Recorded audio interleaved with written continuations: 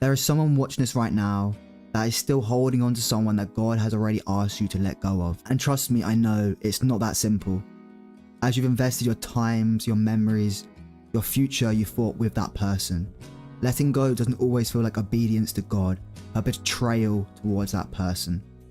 But sometimes people aren't meant to be in our life forever.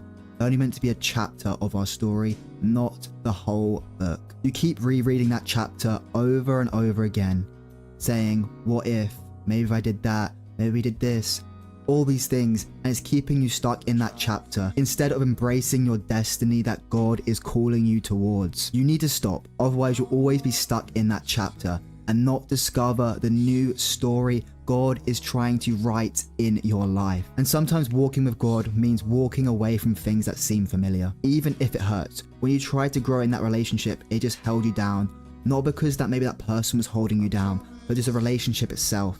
It was stopping you from self-growth. Maybe it was the sinful nature of the relationship, or maybe you just need some time alone for self-growth and time with God. How long are you going to delay the calling, the healing that God has for you just because you're afraid of being alone? There is a verse in Amos 3:3 that says, "Can two walk together unless they are agreed?" You can't walk in purpose with someone who's on a different direction, and no amount of prayers that you do will change their mind if it was already made up on leaving. Jesus didn't beg Judas to stay loyal, but what he did was he washed his feet and he loved him. And what did he then do? He let him go. That's what Jesus is asking you to do right now. He's not asking you to hate that person.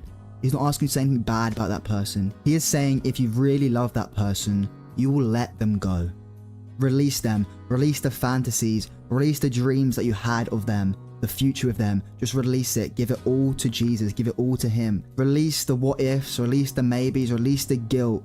Release the fear of starting over. I know, I get it. They were your person. There was someone that knew you inside and out.